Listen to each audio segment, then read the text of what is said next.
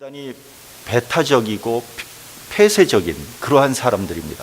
유대교도 역시 배타적이고 독선적인 그런 종교입니다. 소위 야훼라고 알려진 여호와 하나님은 사실은 유대인들만의 하나님입니다. 하나님께서 유대인을 선택하시고 은혜를 주시고 그들을 구원하시고 언약을 맺어주신 거예요. 그래서 오직 유대인들만 구원을 받을 수 있다 이렇게 생각을 한 거죠. 이방인들은 구원받지 못하는 저주받은 그런 존재다, 부정한 사람이다 이렇게 생각을 했습니다. 근데 이런 생각이 근본적으로 바뀌게 된 계기가 있습니다. 그게 뭐냐면 남유다 왕국의 멸망입니다.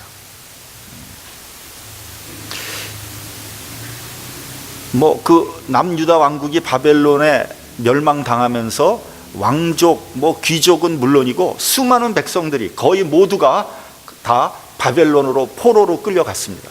한번 생각을 해보십시오.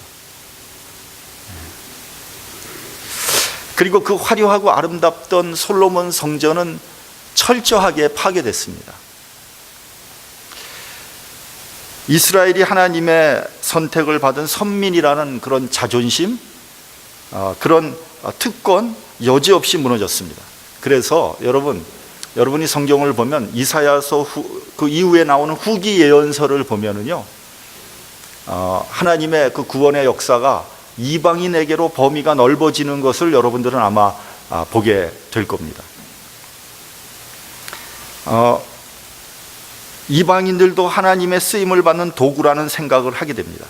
특별히 요나서 같은 예언서를 보면요, 이스라엘의 원수 니느웨 백성을 구원하시려고 하는 하나님의 그 노력을 우리에게 보여주고 있는 거죠.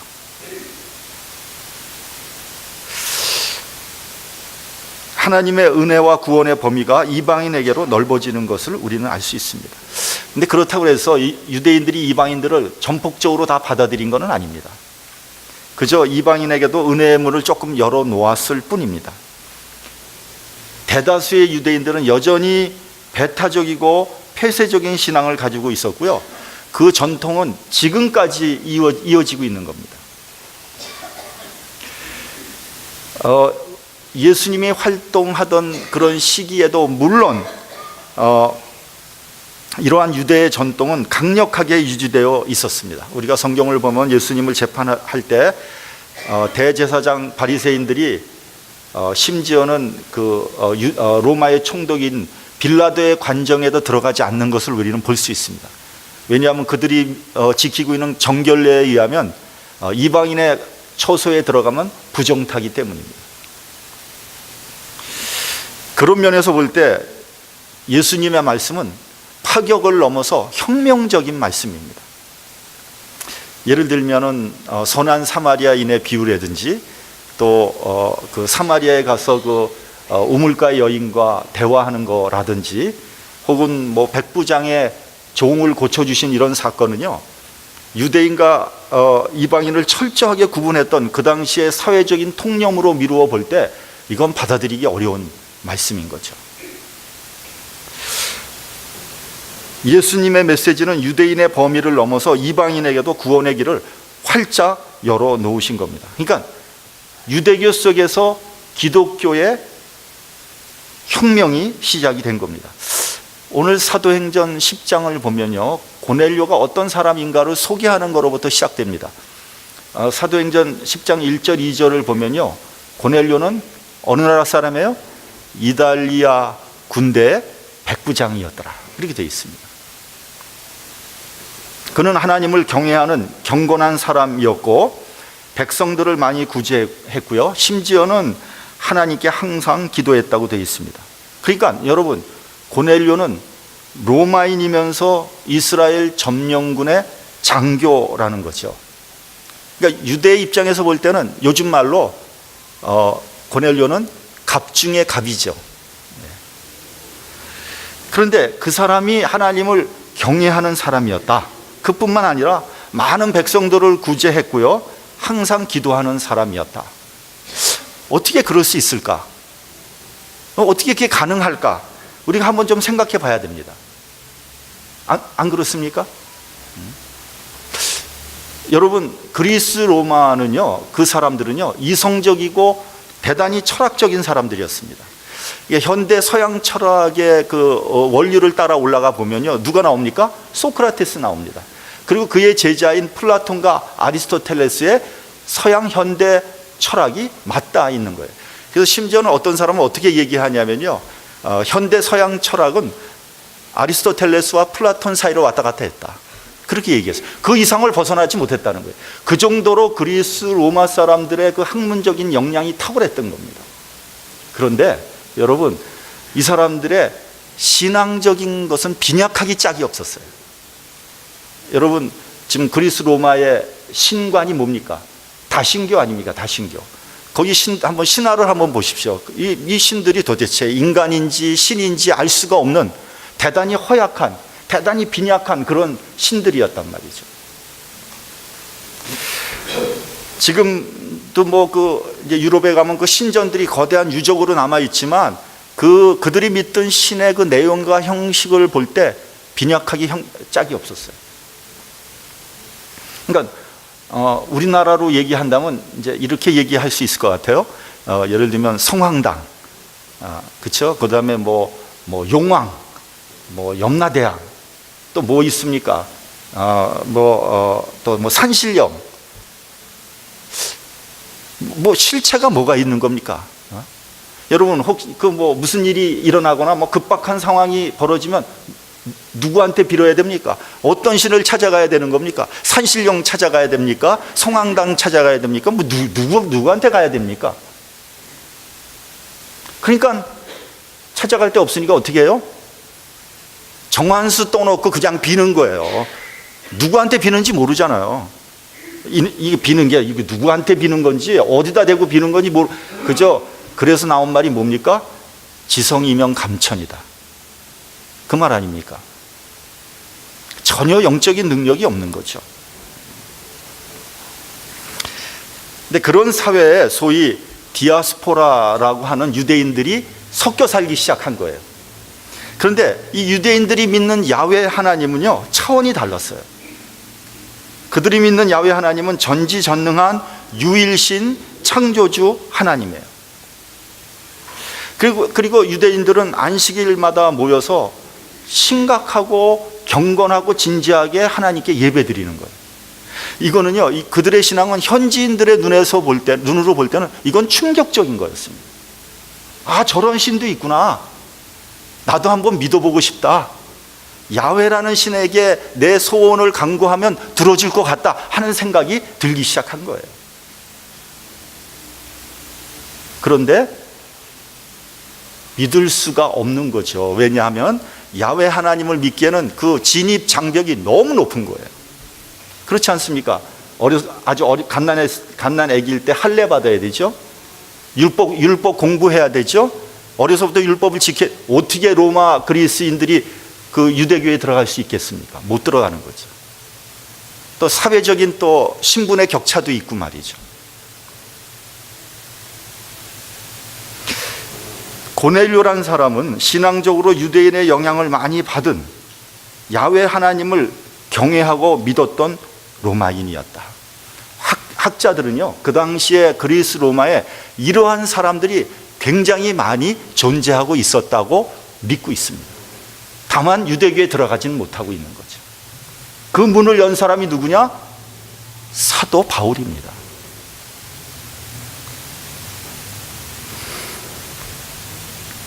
여러분, 이런 말이 있습니다. 이 세상에는 무신론자는 없다, 다만 불신자가 있을 뿐이다. 여러분이 무신론자라고 믿고 있던 니체라는 사람이 뭐라 그랬습니까? 그 유명한 말, 신은 죽었다 그랬잖아요. 니체가요, 신은 없다라고 얘기하지 않았어요. 신은 죽었다고 얘기했어요. 무슨 말인지 아세요? 신은 존재하는데 당신들이 믿는 그런 신은 죽었다는 거예요. 그런 신은 없다는 거예요. 잘못 믿고 있다는 거예요.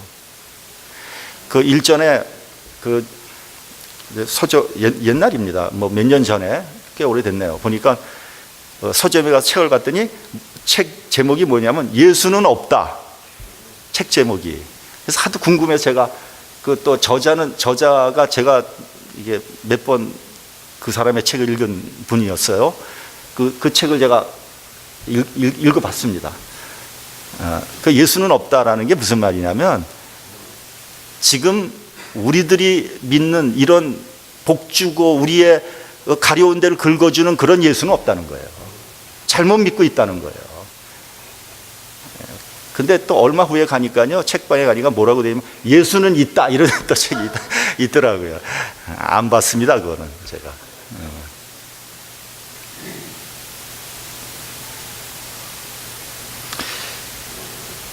종종 우리 주변에 보면요, 신은 없다라고 주장하는 사람들이 있습니다. 어리석은 사람들이에요. 왜 그러냐? 그런 사람들도 어떤 급박한 일을 당하거나 어떤 일생일대의 위기에 봉착하면 어떻게 합니까? 아이고 하나님 나 좀 살려주시다. 그러지 않습니까? 자기가 얼마나 연약하고 부족한 인간이라는 것을 모르고 있는 거예요. 그러므로 여러분, 우리가 하나님을 잘만 소개한다면 하나님을 믿지 않을 사람은 없는 겁니다. 문제는 뭐냐? 우리가 전도하지 않는 거예요. 우리가 지혜롭게 전도하지 않고 있는 거예요. 여러분, 인간에게는요 세 종류가 있습니다. 첫째는 육체적이고 본능적인 사람이 있어요. 육체의 본능만 이렇게 맞춰주면 되는 사람, 먹고 자고 배설하고 뭐 이런 것들에 그것만 되면 만족하는 사람들이 있습니다. 근데 여러분, 육체나 본능이 중요하지 않다는 게 아니에요.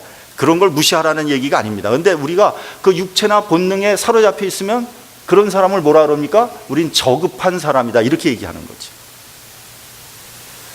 또 어떤 사람이냐면요, 정신적이고 이성적인 사람이 있어요. 그러니까 정신이 우리의 육체를 지배하고 있는 사람이죠. 훌륭한 사람이죠. 모범적인 사람이죠. 수준 높은 사람이죠. 근데 여러분, 인간은요 정신과 이성만 가지고는 만족할 수가 없는 게 인간입니다. 그것만 가지고는 안 돼요. 세 번째, 어떤 사람이냐? 영적인 사람이 있어요. 하나님과의 관계가 회복되고 하나님의 형상이 회복된 사람, 이 땅에 살고 있지만 하늘나라를 염원하며 살고 있는 사람, 이런 사람이 있는 거예요. 근데 말이죠, 여러분, 육체적인 사람은 뭘 강구하고 있는지 아세요?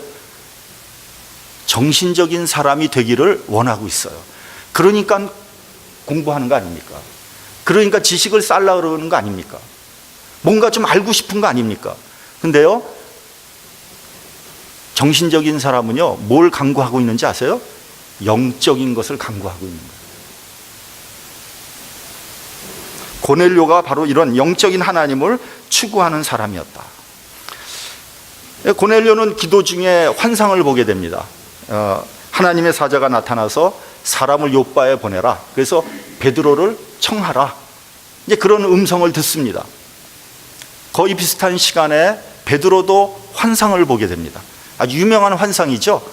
하늘에서 큰 보재기가 내려오는 환상이에요. 근데 그 속을 들여다봤더니 온갖 부정한 짐승들로 가득 차 있는 거 아닙니까? 근데 하늘에서 음성이 들려오는 거예요. 거기 있는 짐승을 잡아먹어라. 베드로가 뭐라 그럽니까? 주여, 그럴 수 없나이다. 나는 여태까지 부정한 것을 한 번도 먹지 않았습니다. 아주 재미난 얘기를 해요. 베드로가요 주님의 명령을 거부하는 거예요. 상상이 됩니까? 베드로가 주님의 명령을 거부하는 거예요. 여러분, 주님이 더 중요합니까? 아니면 그가 지킨 율법이 더 중요합니까? 주님이 명령한 율법도 깨야 되는 거 아닙니까? 그때 이제 두 번째 소리가 들려옵니다. 하나님께서 깨끗게 하신 것을 속되다고 하지 말아라. 그런 일이 3번 있은 후에 보재기는 하늘로 들러 올려가고 환상은 끝이 납니다. 그때 고넬료가 보낸 사람이 도착하죠. 그리고 성령께서 베드로에게 얘기합니다. 그 사람을 따라가라. 우리 본문 25절, 26절을 같이 봉독하겠습니다. 본문 25절, 26절 시작. 마침 베드로가 들어올 때 고넬료가 맞아 발 앞에 엎드리어 절하니 베드로가 일으켜 가로되 일어서라 나도 사람이라 하고.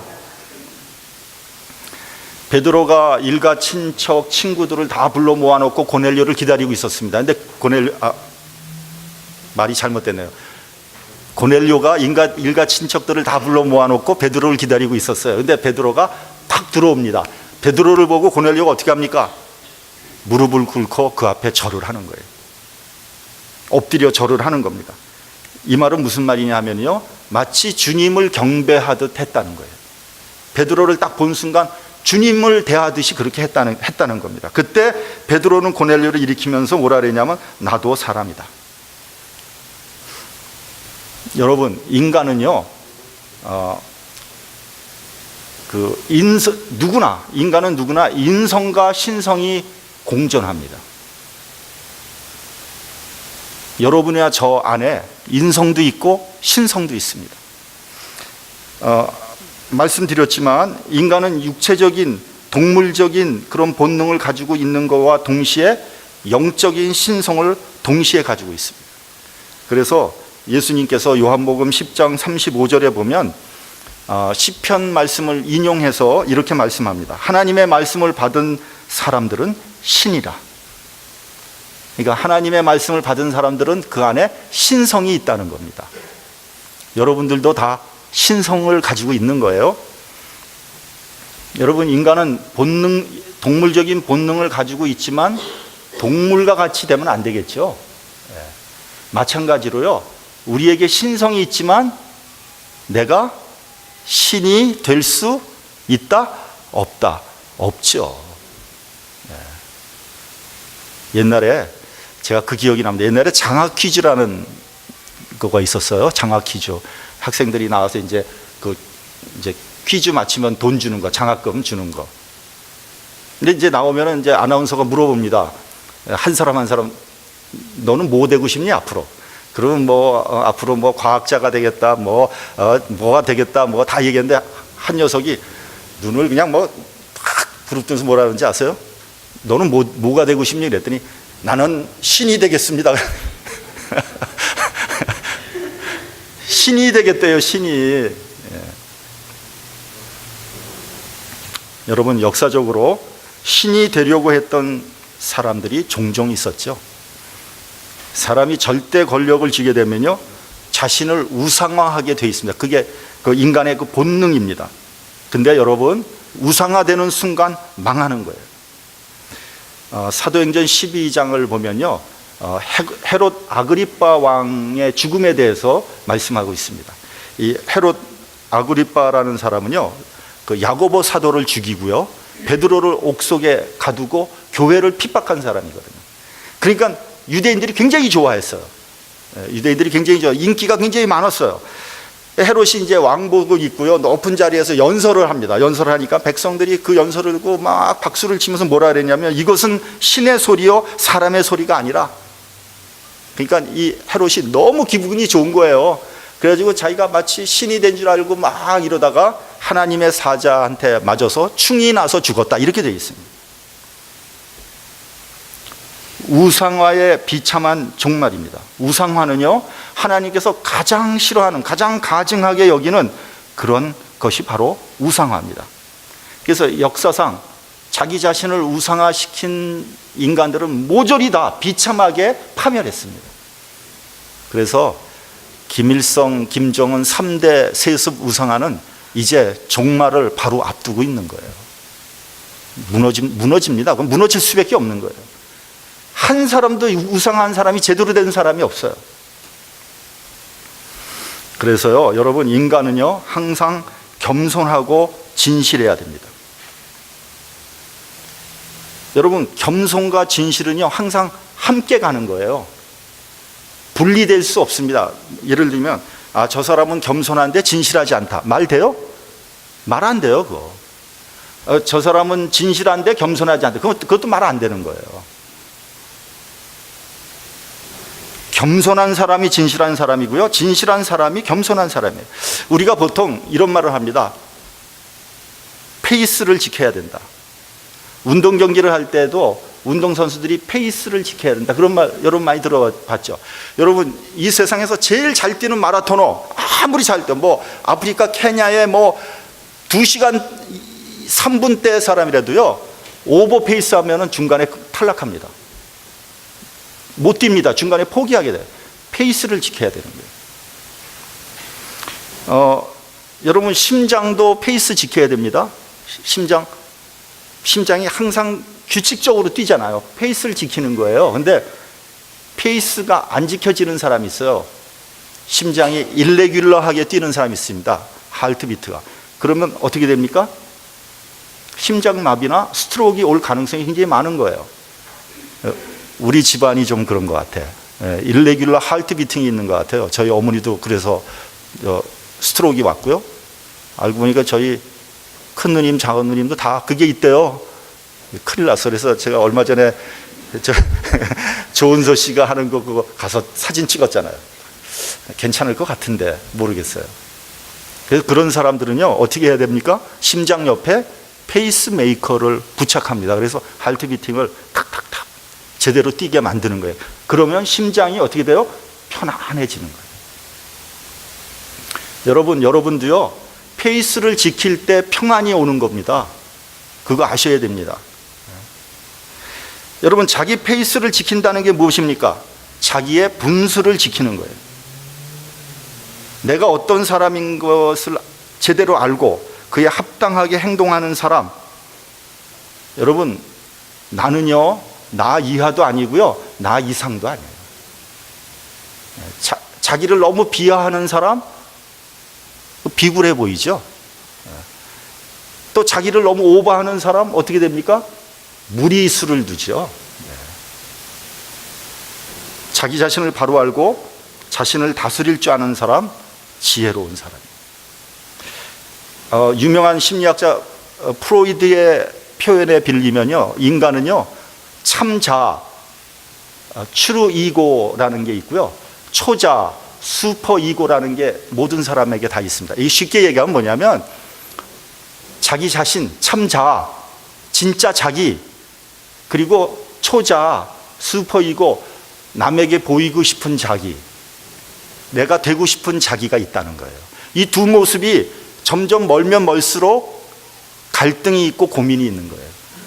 이 두 모습이 가까우면 가까울수록 그 사람은 진실된 사람이라는 거예요. 그렇잖아요. 여러분 집에 있는 나 교회에 있는 나가 같아야 되잖아요.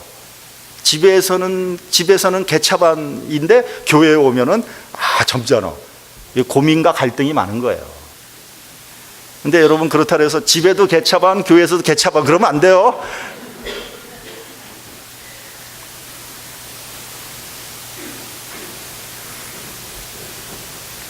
여러분 바리새인의 문제가 뭡니까? 이 두 모습이 달랐다는 거지 아닙니까? 이 두 모습이 달랐다는 거예요. 그래서 왜 웃으세요 이건? 예. 그래서 하나님의 책망을 받은 거 아닙니까? 진실하지 않다는 거죠.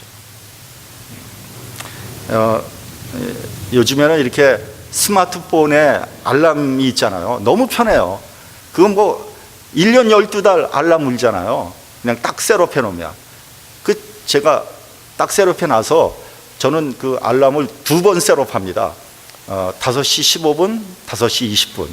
15분에서 못 깨면 20분에 또 울리면 그때 깨는. 그러니까 새벽 기도 안 늦죠. 근데 옛날에는 이제 알람 시계를 사용했잖아요. 근데 이놈은 알람 시계가 어떨 때는 안 울리기도 하고요. 또 그날 저녁에 눌러놔야 되는데 이거 깜빡 눌러놓지 않으면 안 울리잖아요. 근데 그때 특별 새벽 기도였던 것 같아요. 특별 새벽 기도. 한참 하는데 갑자기 불현도 갑자기 이거 몇 시야? 이거 딱 깨보니까 6시 5분 전이야. 그러면 서둘러서 그냥 얼굴에 물 묻히고 머리는 빗어야 되잖아요. 머리가 이리저리 뻗치고 나갈 수는 없잖아요. 이게. 그럼 옷 입고 서둘러 가봐야 계산을 딱 해보니까 6시 15분에서 6시 20분 사이에 도착하는 거예요. 아무리 빨리 가도. 그럼 새벽 기도 거의 끝나는 시간이잖아요. 막 별 생각이 다 나는 거예요. 막 그래서 이 마누라는 왜 나하고 같이 늦잠을 잔 거야? 좀 일찍 좀 깨지. 막 성질이 나고 자기 페이스를 잃게 되잖아요. 그냥 전화하고 몸이 안 좋다 그러고 말까? 그랬더니 제 처가 뭐라 그러냐면요, 그래도 늦게라도 갑시다. 가서 기도합시다. 가재는데 목사가 또 안 가자 그럴 수도 없고요. 그러니까 할 수 없이 갑시다. 그냥 서둘러 가지고 부랴부랴 해가지고 차 타고 가니까 한 6시 7분에서 8분쯤에 아닌 게 아니라 전화가 쫙 오는 거예요. 셀폰으로 전화가 딱 오더니 목사님 어떻게 된 거예요? 그래서 제가 좀 늦잠을 잤습니다. 찬송 부르고 계세요. 그러고 그냥 쏜살같이 오는 거예요. 그냥 막 도착해 보니까 6시 17분. 뭐 참 미안하죠. 겸연쩍죠. 앞에 나와서 제가 좀 늦잠 자서 좀 늦었습니다. 미안합니다.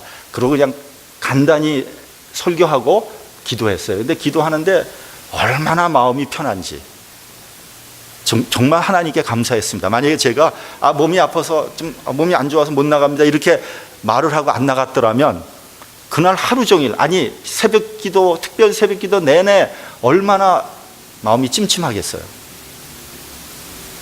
무슨 말이냐면 진실을 지킬 때 자기 자신을 지킬 수 있는 거예요.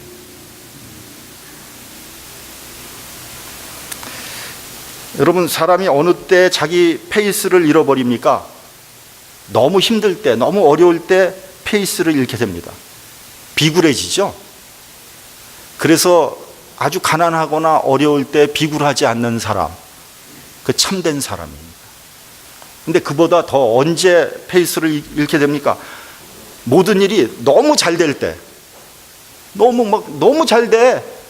막 돈도 막 들어오고 말이죠. 막 그냥 하는 일마다 잘 되고 말이죠. 그래서 모든 사람들이 칭찬하고 뭐 박수 치고 존경하고 그럴 때 자기 페이스를 잃게 되는 거예요. 여러분, 사람은요, 자꾸만 높여주면요, 자꾸만 박수 치면 어떻게 되냐면 자기가 진짜 그런 줄 알아. 내가 진짜 잘난 줄 안단 말이죠. 이게 정말 위험한 겁니다. 여러분, 안 되고 모든 일이 안 되고 그러면 어떻게 됩니까? 하나님 앞에 나와서 기도하잖아요. 그 사람은 뭐 문제가 되지 않아요. 근데 여러분, 잘 되고 성공하고 뭐 박수 칠 때 나와서 하나님 앞에 기도하는 사람 봤어요? 없어요. 있는 대로 높아지니까. 그래서 고린도 전서에서 선줄로 생각하는 자는 넘어질까 조심하라고 한 겁니다. 여러분, 높아졌을 때 그 사람의 진면목이 나오는 겁니다. 높여지면 막 목에 힘들어가고 벌써 뭐 목소리 깔고 말이죠. 막 반말과 비슷하게 그 사람은 그 인격이 그건 끝난 거예요.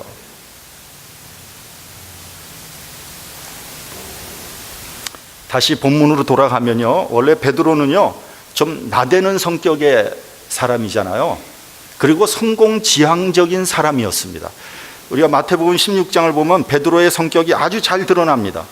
예수께서 이렇게 물어보시죠. 너희들은 나를 누구라고 생각하느냐? 베드로가 뭐라고 대답합니까? 정확하게 대답하죠. 주는 그리스도시요 살아계신 하나님의 아들입니다. 그러니까 주님께서 뭐라고 말씀하십니까? 바요나 시몬아, 네가 복이 있도다. 너는 베드로라. 베드로가 무슨 말입니까? 반석이란 뜻이잖아요. 반석. 내가 이 반석 위에 내 교회를 세우리니 음부의 권세가 범하지 못하리라. 그러면서 또 뭐라 그럽니까? 내가 너에게 천국 열쇠를 주겠다. 극찬이죠, 극찬. 최고의 칭찬. 아니, 천국 열쇠를 주면 내가 열쇠 열면 들어가고 닫으면 못 들어가는 거 아닙니까? 어마어마한 칭찬 아닙니까? 그러니까 베드로는 갑자기 이제 메뚜기 폼을 잡기 시작해요. 거기서부터. 그래가지고 뭐 이제 목에 힘 들어가고요. 목소리 깔고 막 이렇게 돼요. 그래가지고 이제 주님이 그 다음에 보면 어떤 이야기가 나오냐면 주님이 이제 고난을 받고 십자가에서 죽으시고 부활하신다고 했을 때 베드로가 뭐라 그랬어요? 그런 약한 소리 하지 마십시오. 그런 일이 주께 절대로 일어나지 않을 겁니다. 주제 넘은 거죠. 자기 페이스 오버한 거죠. 그러니까 주님께서 뭐라고 대답하셨습니까? 사단아, 내 뒤로 물러가라. 너는 나를 넘어지게 하는 자. 그러니까 자기 페이스를 잃어버리니까 어떻게 됐어요? 졸지에 사단이 돼버린 거예요.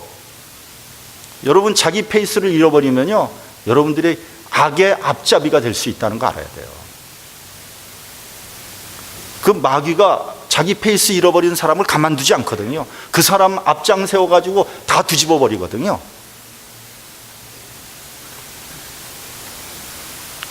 뭐 이거 정치 얘기해서 죄송합니다만, 한국에서 지금 총선 보세요. 자기 페이스 잃어버리니까 뒤집어졌잖아요. 자기 페이스를 지켜야 돼요.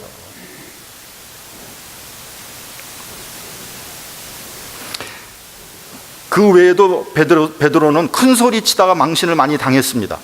지난주에도 말씀드렸죠. 다른 사람들은 다 주를 버려도 나는 결코 주님을 버리지 않겠나이다. 그러니까 주님께서 뭐라 그러십니까?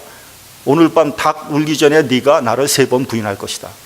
그러니까 뭐라 합니까? 제가 죽을지언정 주를 부인하지 않겠다. 이게 무슨 말이냐면요, 베드로는 자기가 다른 사람과 다르다고 얘기한 거예요.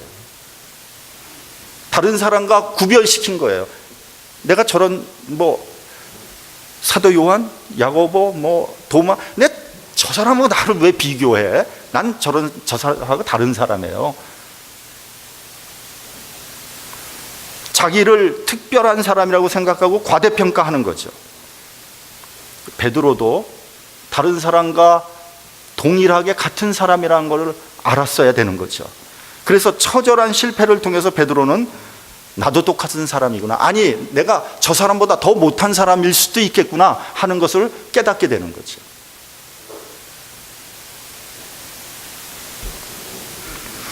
우리도 이와 비슷합니다. 어떤 사람들은요, 자기가 다른 사람과 질적으로 다르다고 생각해요. 그게 이렇게 나와요. 이렇게 얘기하다 보면 나와요. 자기는 그래 교양도 있고, 자기는 많이 배웠고, 자기는 좋은 학교 나오고, 자기는 지식이 있고, 심지어는 나는 뼈다구 있는 집안 사람이고, 다 다르다는 거 아닙니까? 제발 저 사람하고 비교 좀 하지 말아 주십시오. 나는 다른 사람이에요. 다르긴 뭐가 다릅니까? 똑같죠. 사람 위에 사람 없고 사람 밑에 사람 없는 거예요.